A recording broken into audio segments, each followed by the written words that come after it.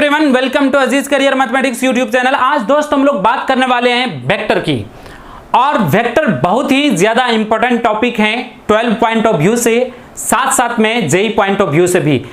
Vector से जो सवाल, वेक्टर और 3D। Hello everyone, welcome to Aziz career mathematics YouTube channel. आज दोस्त हम लोग बात करने वाले हैं वेक्टर की, और आपके सिलेबस में 12 के सिलेबस में वेक्टर प्लस 3D मिलाकर 17 मार्क्स के क्वेश्चन पूछे जाते हैं, है ना, बोर्ड एग्जाम में।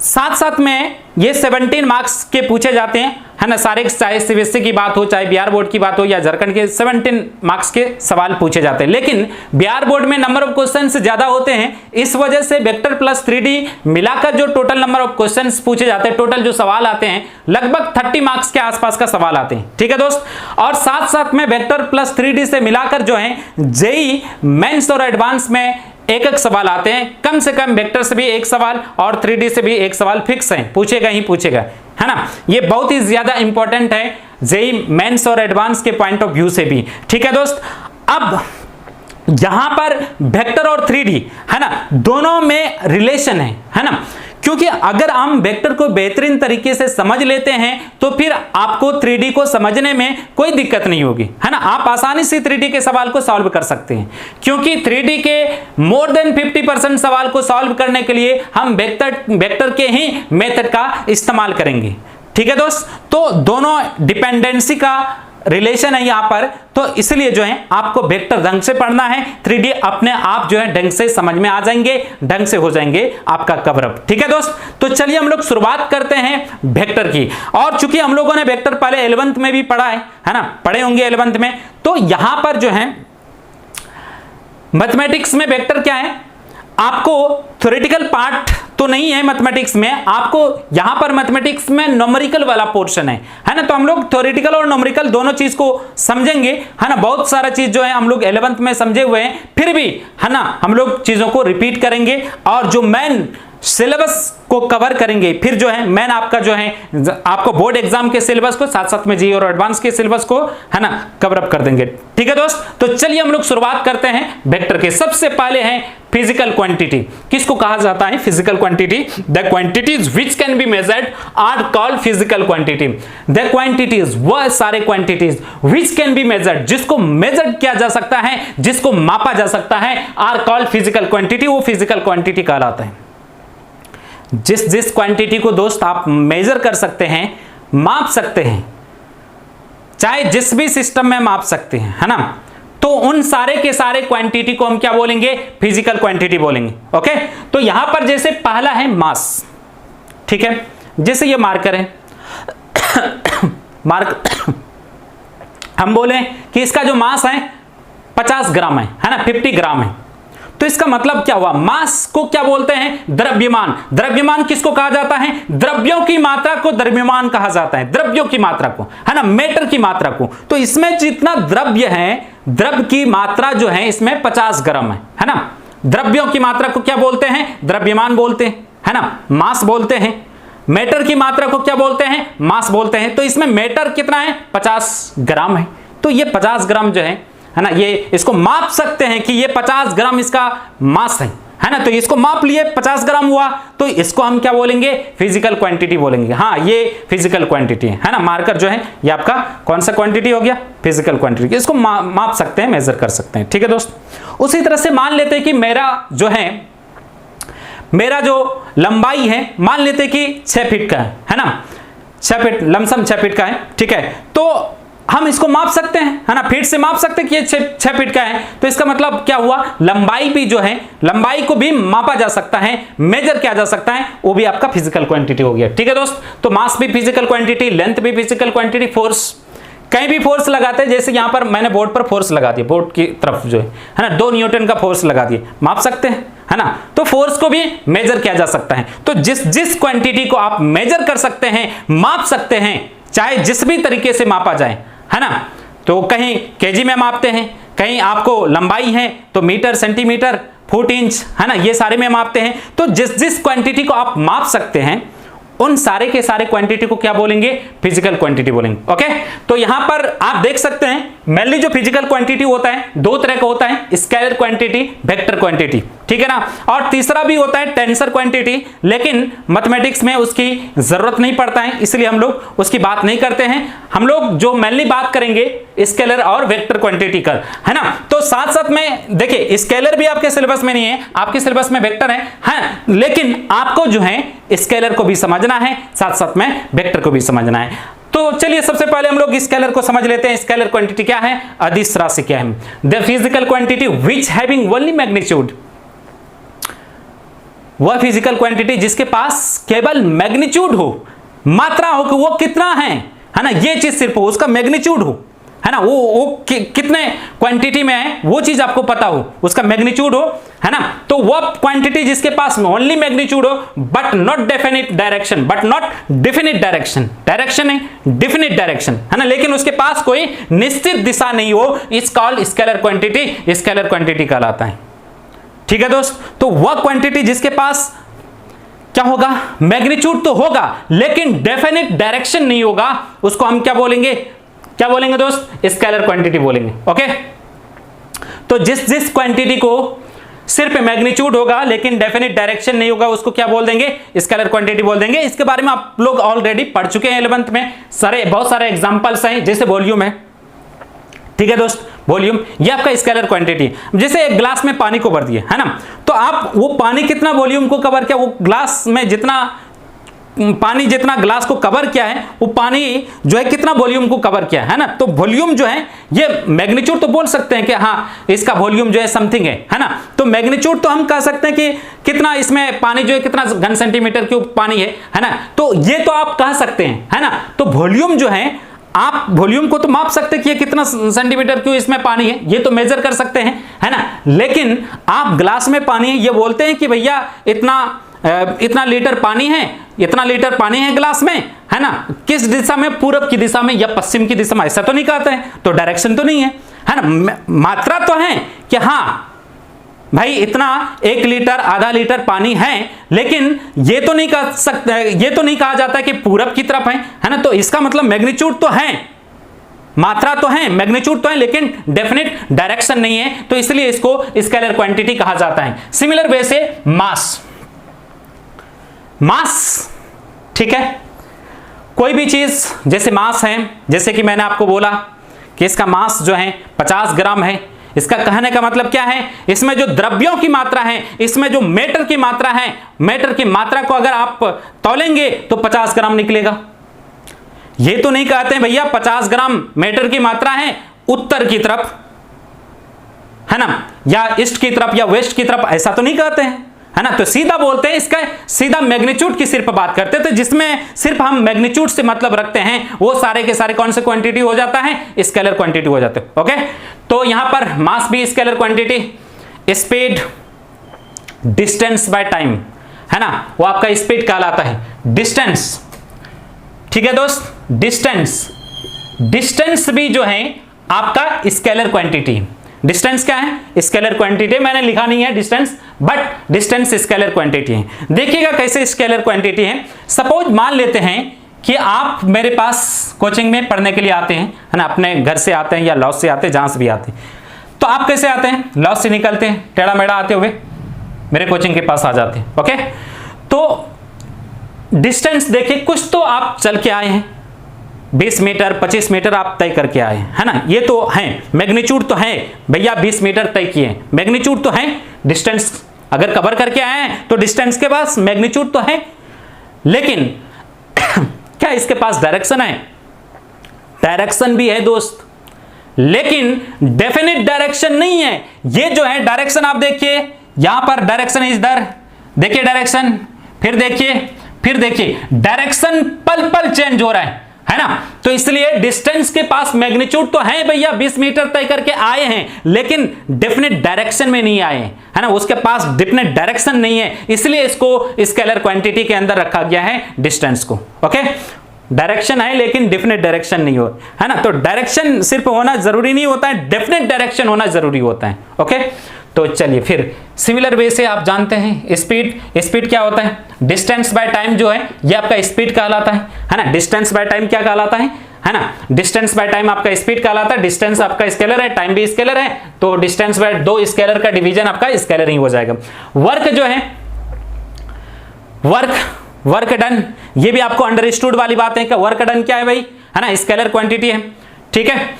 तो ऐसा थोड़ी बोलते हैं कि 10 जूल का वर्क के पश्चिम की तरफ या पूरब या ऊपर या नीचे, ऐसा नहीं बोलते हैं, है ना, कि 10 जूल का काम हुआ, वर्क हुआ है ना। तो उसके पास भी मैग्नीट्यूड तो है 10 जूल, लेकिन डायरेक्शन नहीं है, इसलिए वर्क हुई, है ना। चार्ल्स, ये भी आपको पता है ना, फिजिक्स की चीज है, ठीक है। तो ये भी आपको पता है कि ये भी स्केलर है, करंट भी स्केलर है ना। करंट के पास मैग्नीट्यूड और डायरेक्शन है, लेकिन ट्रायंगल लॉ ऑफ वेक्टर को फुलफिल नहीं करता है, इसलिए इसको स्केलर के अंदर रखा गया है। पावर, है ना, पावर भी ये आपका स्केलर है ना। पोटेंशियल भी आपका स्केलर है, पोटेंशियल एक तरह का वर्क डन ही है ना, वर्क डन ही है। तो इसको भी हम क्या बोल सकते हैं, है ना, वर्क डन। यूनिट चार्ज को इन्फिनिटी से किसी पॉइंट पर लाने में जितना वर्क डन होता है वो आपका पोटेंशियल कहलाता है, तो वर्क डन, है ना। तो पोटेंशियल जो है एक तरह का वर्क डन है, तो ये भी आपका स्केलर हो गया।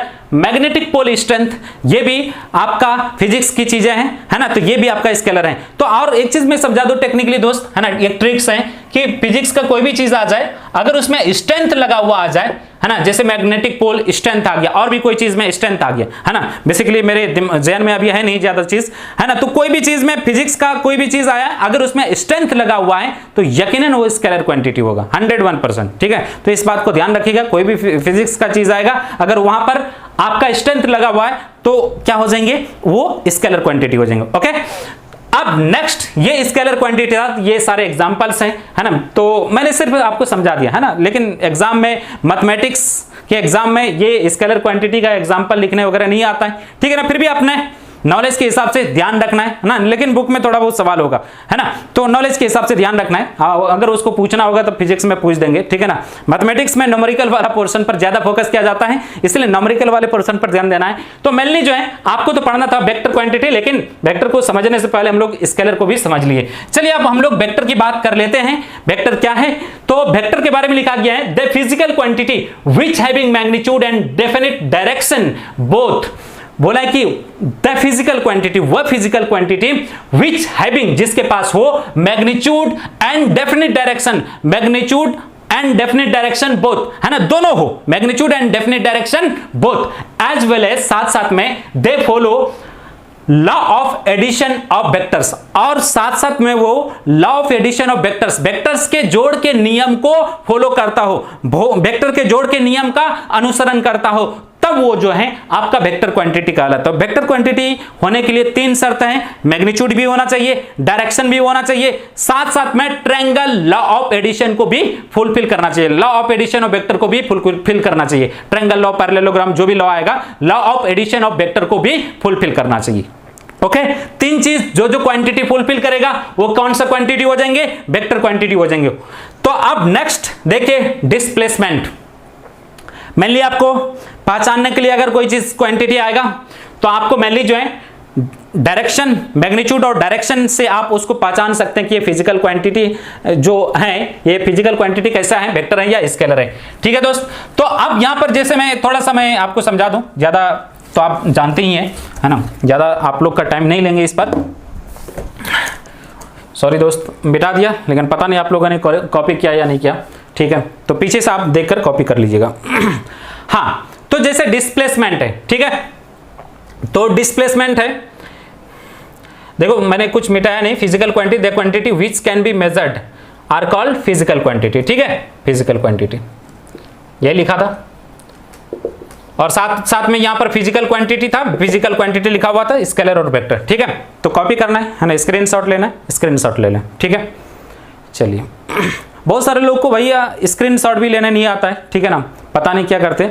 आप जो है जब भी वीडियो चलेगा उसके वीडियो के ऊपर, है ना, ये चीज़ बताने का नहीं है, फिर भी ठीक है ना, समझदार लोग हैं, वीडियो के ऊपर आप 3 फिंगर्स को रखकर ऐसे कीजिएगा, है ना, तो स्क्रीनशॉट आ जाएगा, है ना, बटन दबाने की जरूरत नहीं पड़ता है, ठीक है।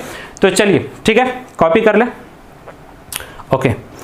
चलिए नेक्स्ट,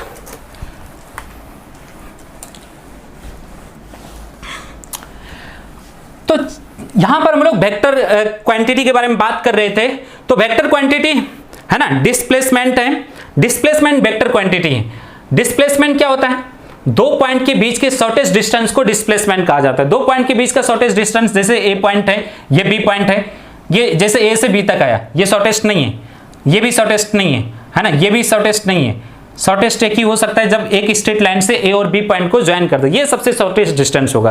तो दो पॉइंट के बीच के शॉर्टेस्ट डिस्टेंस को डिस्प्लेसमेंट कहा जाता है। तो ए से बी तक जो है ना, मैग्नीट्यूड तो है ना, जो भी है ना, जो भी मान लेते हैं कि 10 सेंटीमीटर या 10 मीटर का मैग्नीट्यूड है ए से बी तक जाने में, साथ साथ में डायरेक्शन भी तो है, डेफिनेट डायरेक्शन है, देखिए इधर से उधर, लेकिन इस सब में डेफिनेट नहीं है, पल पल डायरेक्शन चेंज हो रहा है ना, डेफिनेट डायरेक्शन नहीं है, पल पल चेंज हो रहा है, ठीक है। तो मैग्नीट्यूड डिस्प्लेसमेंट के साथ, डिस्प्लेसमेंट दो, ये एक्चुअल पाथ ट्रेवल नहीं होता है ना, तो ये क्या होता है, डिस्प्लेसमेंट क्या होता है, दो पॉइंट के बीच के न्यूनतम दूरी को, है ना, मिनिमम डिस्टेंस, है ना, minimum distance between two points, है ना, दो पॉइंट्स के बीच के मिनिमम डिस्टेंस को क्या कहा जाता है, डिस्प्लेसमेंट कहा जाता है ना। तो दो पॉइंट का मिनिमम डिस्टेंस होगा तो एक स्ट्रेट लाइन से ज्वाइन होगा, मैग्नीट्यूड तो है, जो भी 10 मीटर 5 मीटर जो भी होगा, साथ साथ में एक डेफिनेट डायरेक्शन भी है, ये डिस्प्लेसमेंट हो गया। वेलोसिटी, वेलोसिटी क्या होता है, डिस्प्लेसमेंट बाय टाइम, ठीक है। डिस्प्लेसमेंट आपका वेक्टर हो गया, टाइम स्केलर हो गया, वेक्टर क्वांटिटी में स्केलर क्वांटिटी से डिवाइड कीजिएगा फिर भी वो वेक्टर ही रहता है, ठीक है दोस्त। Acceleration, velocity per unit time, ठीक है ना, acceleration, force, momentum, torque, electric intensity, magnetic pole strength, ये मैग्नेटिक है ना, induction, magnetic pole strength, sorry magnetic induction, ये सारी की सारी जो है वेक्टर क्वांटिटी, ये सारी की सारी फिजिक्स का टर्म है ना, सिर्फ आपको ध्यान रखना है ना, ये सारी चीजें पूछा नहीं जाता है, ये सारे फिजिक्स की चीजें है ना, आप अच्छी तरह से जानते हैं, मेरे से ज्यादा जानते होंगे, हो सकता है 11th में अगर बढ़िया से पढ़े होंगे तो, ठीक है दोस्त। तो चलिए इसको कॉपी तो कर लिए होंगे, फिर नेक्स्ट आगे बढ़ते हैं। आगे है दोस्त रिप्रेजेंटेशन ऑफ ए वेक्टर, एक वेक्टर का रिप्रेजेंटेशन, है ना, कि वेक्टर को कैसे रिप्रेजेंट करा जाए। तो ग्राफिकली आगे लिखा गया, graphically vector is represented by an arrow, graph के द्वारा वेक्टर को एक तीर से दिखाया जाता है, एक एरो से डिनोट किया जाता है ना, जैसे कि यहां पर आपको दिख रहा है, ठीक है। आगे लिखा गया है length of the arrow denotes magnitude of the vector, जो एरो की लंबाई है वो मैग्नीट्यूड ऑफ द वेक्टर को दर्शाता है, वो मैग्नीट्यूड ऑफ द वेक्टर को दिखाता है। तो मतलब ये हुआ कि एरो जितना लंबा होगा, इसका मतलब उस वेक्टर की लंबाई उतनी ही ज्यादा होगी, ओके।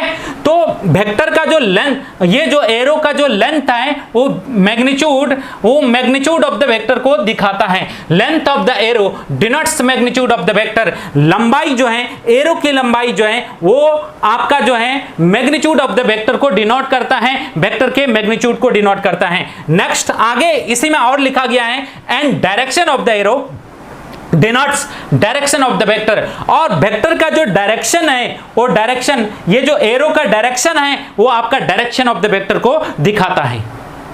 तो ये जो कोई भी वेक्टर रहेगा तो उसको ग्राफिकली जो डिनोट किया जाता है वो एक तीर से डिनोट किया जाता है, और तीर की लंबाई जो है मैग्नीट्यूड ऑफ द वेक्टर को दर्शाता है, और तीर का जो डायरेक्शन है वो आपका किसके डायरेक्शन को बताता है, वेक्टर के डायरेक्शन को बताता है। तो कोई भी वेक्टर को जब हम ग्राफिकली रिप्रेजेंट करेंगे, एक तीर से रिप्रेजेंट करेंगे, और तीर का जो लंबाई होगा वो मैग्नीट्यूड ऑफ द वेक्टर को दर्शाएगा, और तीर का जो डायरेक्शन होगा वो डायरेक्शन ऑफ द किसका दिखाएगा, वेक्टर को दिखाएगा। अब ये देखिए, ये आपका फाइनल पॉइंट है, इसको हेड कहा जाता है, या टर्मिनल पॉइंट भी कहा जाता है, या फाइनल पॉइंट भी कहा जाता है ना। और ये जो है इसको टेल कहा जाता है या इनिशियल पॉइंट कहा जाता है। तो वेक्टर में इनिशियल पॉइंट शुरू वाला पॉइंट को कहा जाता है, और फाइनल पॉइंट या हेड या टर्मिनल पॉइंट लास्ट वाले पॉइंट को कहा जाता है ना, ये वाला पॉइंट, ठीक है दोस्त। तो क्लियर हो गया। तो जो कोई भी वेक्टर होगा उसको ग्राफिकली जो है एक तीर से डिनोट किया जाएगा। अब छोटा छोटा चीज है जो बोर्ड एग्जाम के लिए जो है बहुत ही ज्यादा इंपॉर्टेंट है, और जितना भी छोटा छोटा चीज हम डील करेंगे, हाँ, जितना भी छोटे छोटे कॉन्सेप्ट को डील करेंगे, खास तौर पर स्पेशली बिहार बोर्ड एग्जाम में जो है उनसे सवाल यकीनन आता है, खास तौर पर ऑब्जेक्टिव सवाल, है ना। जैसे यहां पर मैग्नीट्यूड ऑफ द वेक्टर की बात कर लें तो मैग्नीट्यूड ऑफ द वेक्टर से जो है एक सवाल हर साल पूछे जाते हैं ऑब्जेक्टिव सवाल में, बिहार बोर्ड एग्जाम में, और साथ साथ में पोजीशन ऑफ द वेक्टर पर भी एक सवाल पूछे जाते हैं ऑब्जेक्टिव सवाल में, है ना। तो ये बिहार बोर्ड की बात रहा, बाकी सीबीएसई झारखंड जो भी बोर्ड हैं उनके लिए भी इंपॉर्टेंट है, क्योंकि कहीं ना कहीं जब दूसरे सवाल को सॉल्व करेंगे वहां पर मैग्नीट्यूड का इस्तेमाल होगा, पोजीशन का इस्तेमाल होगा, मैग्नीट्यूड ऑफ द वेक्टर का इस्तेमाल होगा, पोजीशन वेक्टर का इस्तेमाल होगा। तो सबके लिए है ना, चाहे बोर्ड पॉइंट ऑफ व्यू से चाहे जेई पॉइंट ऑफ व्यू का के लिए भी देखा जाए, उसके लिए भी इंपॉर्टेंट है, क्योंकि कोई भी आगे के सवाल को जब आप बनाएंगे तो इसकी जरूरत पड़ेगा। तो चलिए मैग्नीट्यूड ऑफ द वेक्टर क्या है, यहां पर हम सिर्फ न्यूमेरिकल पोर्शन को फोकस करेंगे, है ना। चूंकि थ्योरेटिकल पोर्शन आप ऑलरेडी पढ़ चुके हैं, उसकी जरूरत भी नहीं है मैथमेटिक्स में, है ना। जो थ्योरेटिकल पोर्शन जिस थ्योरेटिकल पोर्शन की जरूरत होगा वो यकीनन पढ़ाएंगे, लेकिन जिसकी जरूरत नहीं है, जो न तो बोर्ड एग्जाम के सिलेबस में है, न तो जेईई के सिलेबस में है, तो उसको हम लोग पढ़ने से, फालतू का टाइम वेस्ट करने से कोई फायदा नहीं है ना। और ऑलरेडी आप लोग पढ़ भी चुके होंगे फिजिक्स में, जैसे वेक्टर आर है xi + yj + z वेक्टर के, है ना। ये वेक्टर आर दे रखा है ना, कोई वेक्टर है, और देन मॉड वेक्टर आर, है ना। वेक्टर आर का मैग्नीट्यूड निकाल रहे हैं, तो रूट ओवर आई कैप के कोफिशिएंट का स्क्वायर प्लस फिर जे कैप के कोफिशिएंट का स्क्वायर प्लस के कैप के कोफिशिएंट का स्क्वायर हो जाता है ना। ये मैग्नीट्यूड का फार्मूला है। ये कहां से आया, कैसे आया, इसके बारे में ऑलरेडी आप लोग 11th में पढ़ चुके हैं। ये मैथमेटिक्स में इसका प्रूफ कभी भी नहीं आएगा, ये बात आप क्लियर रखेगा। इसका मैथमेटिक्स में क्या आएंगे, इस पर सवाल आएंगे, कोई भी वेक्टर दे देगा उसका मैग्नीट्यूड निकालने के लिए बोला जाएगा, ठीक है दोस्त। तो जब भी वेक्टर आर दे रखा है और इसका मैग्नीट्यूड निकालना है, तो root over x² + y² + z² आ जाएंगे। मॉड वेक्टर आर को सिंपली आर भी कहा जाता है, root over x² + y² + z² हो गया। मैग्नीट्यूड जो होता है ना, मैग्नीट्यूड जो होता है, जैसे मैग्नीट्यूड मॉड वेक्टर आर को simply R, mod vector A को simply A, mod vector B को सिंपली बी, यू भी लिखा जाता है ना। तो ध्यान रखना है, कहीं आर लिखा है तो इसका मतलब मॉड वेक्टर आर है, कहीं पर ए सिंपली लिखा है तो मॉड वेक्टर ए है। आगे कुछ सवाल हैं, find magnitude of the given vector, इस तरह के सवाल, यकीनन यही सवाल जो है, इसी तरह के सवाल जो है बोर्ड एग्जाम में, बिहार बोर्ड एग्जाम में खासतौर पर एक ऑब्जेक्टिव सवाल हर साल पूछे जाते हैं, है ना। तो हम लोग समझ लेते हैं किस तरह से बनाते हैं, है ना। तो चलिए इसका स्क्रीनशॉट ले लें, है ना, फिर नेक्स्ट इधर मिटाएंगे, फिर सवाल को सॉल्व करेंगे। ओके, चलिए उम्मीद करते हैं कि ले लिए होंगे स्क्रीनशॉट।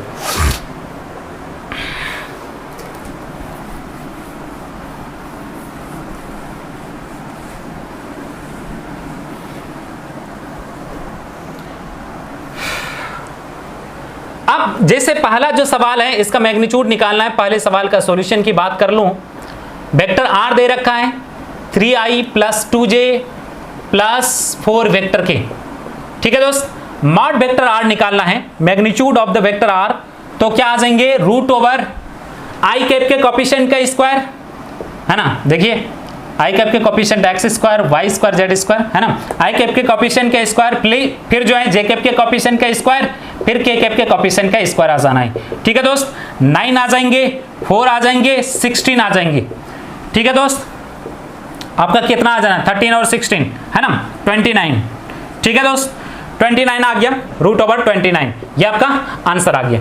तो मैग्नीट्यूड निकालना बेहद ही आसान है ना। इसी तरह के सवाल पूछेंगे। दूसरा भी सवाल हम लोग ले लेते हैं, जैसे वेक्टर आर दे रखा है 2i + j + 3 वेक्टर के, है ना। ये दूसरा सवाल है। अगर मैग्नीट्यूड ऑफ वेक्टर आर निकालेंगे, मॉड वेक्टर आर लेंगे, तो रूट ओवर आई कैप के कोफिशिएंट का स्क्वायर, है ना, 2 का स्क्वायर प्लस जे कैप के कोफिशिएंट का स्क्वायर। आप ध्यान दीजिए, जे कैप का कोफिशिएंट जो है, अगर जे कैप का कोफिशिएंट की बात करेंगे तो यहां पर कुछ नहीं, तो इसका मतलब क्या है, 1 है ना। जे कैप के आगे कुछ नहीं, तो इसका मतलब क्या है, 1 है। तो 1 का स्क्वायर प्लस के कैप के कोफिशिएंट का स्क्वायर, कहे तो 3 का स्क्वायर। अब रूट ओवर आ जाना है 2 का स्क्वायर 4 + 1 + 9, और 9 और 4 13, है ना, और +1 14, रूट ओवर 14, ये आपका आंसर आ गया, ठीक है दोस्त। फिर नेक्स्ट जो है तीसरा सवाल की भी बात कर लें। तीसरे सवाल में रूट ओवर आर जो है, ये आप दे रखा है i + 3j, ठीक है। चलिए मैं इधर मिटा देता हूं।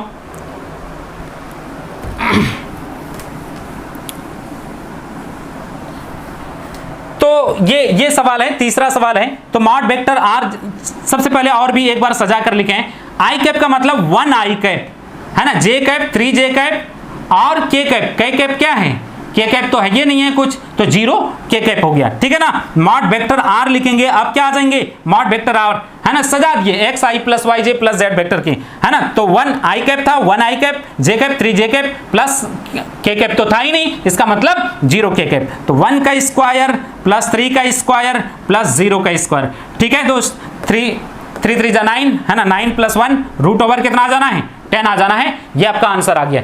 नेक्स्ट, ये तीसरा सवाल हो गया। अब जो है चौथे सवाल की बात कर लें, तो चौथे सवाल में वेक्टर r इक्वल दे रखा है 3 वेक्टर के। ठीक है, वेक्टर r इक्वल 3 वेक्टर के। तो देखिए i और j नहीं है, तो इसका मतलब 0i plus 0j plus 3 vector की। ठीक है, मॉड वेक्टर r कितना आ जाना है, रूट ओवर i कैप के कोफिशिएंट का स्क्वायर, j कैप के कोफिशिएंट का स्क्वायर प्लस k कैप के कोफिशिएंट का स्क्वायर। ठीक है, 3 का स्क्वायर 9 कहे तो आपका 3 आ जाना है। ठीक है दोस्त, हर तरह की चीजें मॉड निकालने के लिए मैंने बता दिया आपको, है ना। अब इतना मैग्नीट्यूड निकालने अगर आप सीख गए तो समझिए कि 1 मार्क्स तो आपका आ गया। ठीक है ना, आराम से आ गया, क्योंकि आना ही आना है। आपका अगर आपके पास क्वेश्चन बैंक है बिहार बोर्ड वाले, अगर क्वेश्चन बैंक है तो आप देखिएगा हर साल पूछा गया है कि मैग्नीट्यूड निकालें। ठीक है दोस्त, कॉपी कर लें।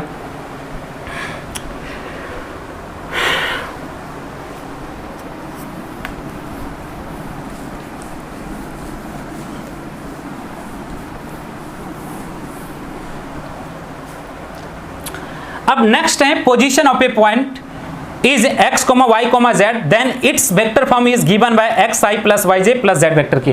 कोई भी पॉइंट का पोजीशन दे रखा है x, y, z, तब इसको अगर वेक्टर फॉर्म में लिखेंगे तो लिखा जाएगा x I plus Y J plus Z vector के। अगर इसको वेक्टर फॉर्म में लिखा जाए तो यहां पर आप देख सकते हैं एक्स आई प्लस वाई जे कोई भी चीज है ना, जैसे लिख देगा 2, 3, 4, है ना, राइट इन वेक्टर फॉर्म पॉइंट इतना राइट इन वेक्टर फॉर्म लिख देगा।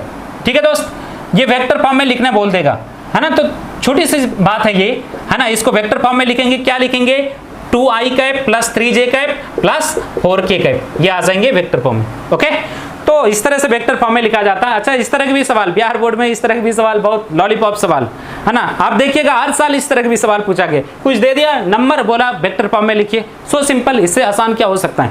ठीक है दोस्त, अब जैसे 0.104 राइट इन वेक्टर फॉर्म में लिखना है। ठीक है, वेक्टर फॉर्म में इसे लिखना है, तो आपको वेक्टर फॉर्म में लिखेंगे तो सॉल्यूशन में क्या लिखा जाएगा, 104 है। वेक्टर फॉर्म में अगर आप लिखेंगे वेक्टर फॉर्म में, तो वेक्टर फॉर्म में क्या आ जाएगा, क्या लिखिएगा वेक्टर फॉर्म में, 1i cap plus 0j cap plus 4k cap. अगर नेक्स्ट स्टेप में बात करें तो इसको 1i कैप को i कैप बोल सकते हैं, ये तो 0 खत्म ही, प्लस 4k कैप। ओके, तो उम्मीद करते हैं कि इसको भी सीख लिए। ठीक है, आज थोड़ा कम ही रखते हैं, पहला क्लास है। और शुरुआत जो है मैग्नीट्यूड ऑफ द वेक्टर से जहाँ से है, रिप्रेजेंटेशन ऑफ वेक्टर से आपका सिलेबस की शुरुआत होता है। उससे पहले जो एग्जाम्पल वगैरह, डिफिनेशन वगैरह समझाए, ठीक है, वो सारी चीज़ है। ठीक है, मेनली जो है शुरुआत होता है, सवाल जहाँ से हम लोग शुरुआत किए मैग्नीट्यूड से, वहीं से सवाल की शुरुआत होती है। ओके, तो दोस्त और एक इन्फॉर्मेशन ये है कि हम आपको जो है जैसे इंटीग्रेशन पढ़ रहे हैं हम लोग, है ना। इंटीग्रेशन अभी खत्म नहीं हुआ है, वो चलेंगे आगे।